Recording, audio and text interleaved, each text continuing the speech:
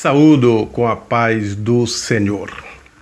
Gênesis, capítulo de número 41, versículo de número 50. E nasceram a José 2 filhos antes que viesse o ano da fome, que lhe deu a Zenate, filha de Potífera, sacerdote de On. E chamou José o nome do primogênito Manassés, porque disse: Deus me fez esquecer de todo o meu trabalho e de toda a casa de meu pai. E o nome do segundo chamou Efraim, porque disse: Deus me fez crescer na terra da minha aflição. Nós observamos que José, ele passou por adversidades.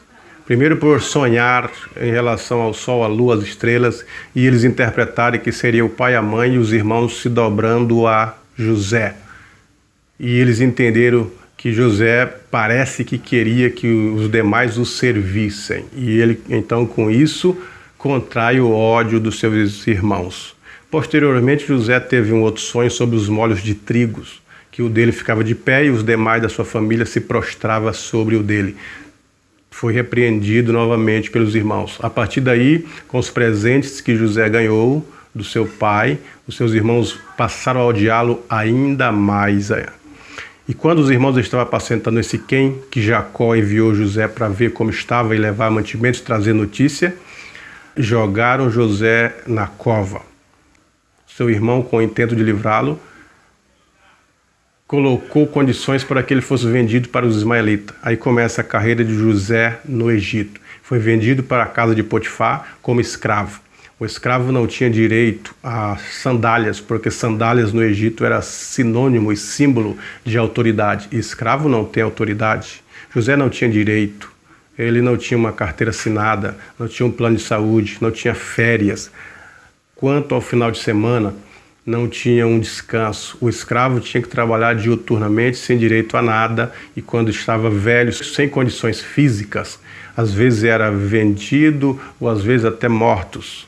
Mas José trabalha e trabalha bem. E o que me intriga é que nós não vemos José reclamando, mas vemos simplesmente a Bíblia dizendo: o Senhor era com José. Na cova, o Senhor era com José. Na casa de Potifar, na escravidão, o Senhor era com José.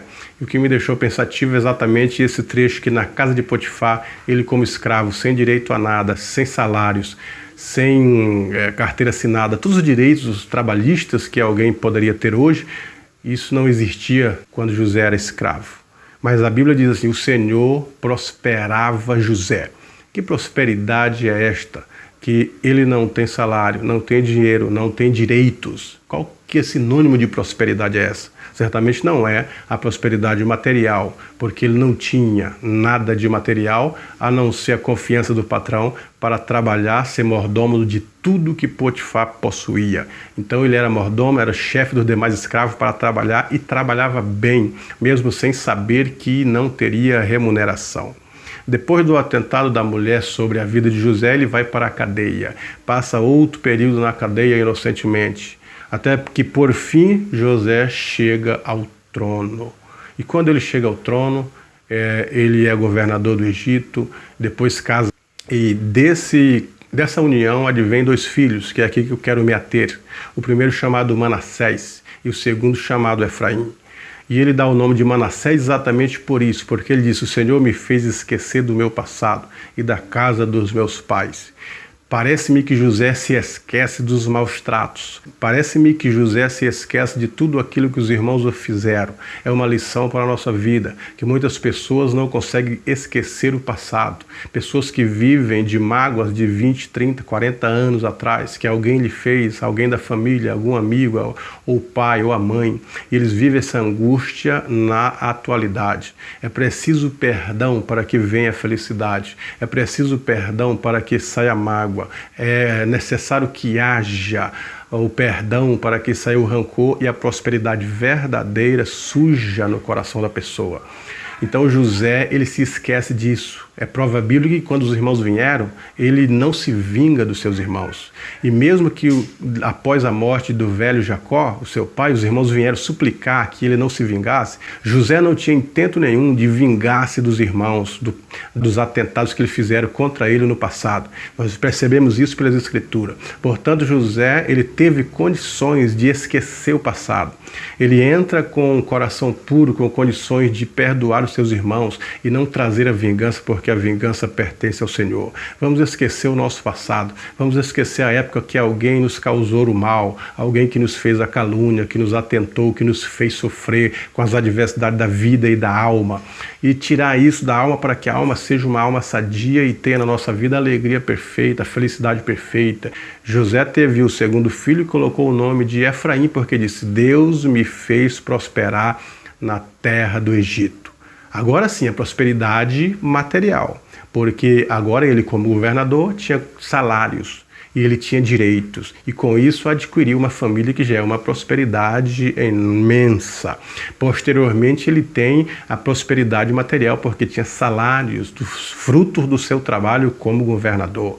A prosperidade que nós vemos que José tinha, que a Bíblia relata, quando na casa de Potifar como escravo, era a prosperidade espiritual, porque ele era fiel a Deus. Ele diz isso para a mulher de Potifar: como pecaria eu, cometendo tamanho mal contra Deus? Então ele era rico, ele era próspero em felicidade, em fidelidade, em confiança, em honestidade. Então a riqueza espiritual, a prosperidade espiritual precisa fazer parte, primeiramente, sobre a vida dos fiéis da igreja. Como a própria Bíblia advém: sede fiel no pouco e sobre o muito te colocarei. Portanto, José foi fiel em todas as suas instâncias da vida e o Senhor colocou ele como governador do Egito. E agora ele, próspero materialmente e espiritualmente, pôde ajudar a sua família e morreu na idade de 120 anos. E o embalsamaram e puseram no caixão do Egito, aguardando as promessas de retorno para Canaã.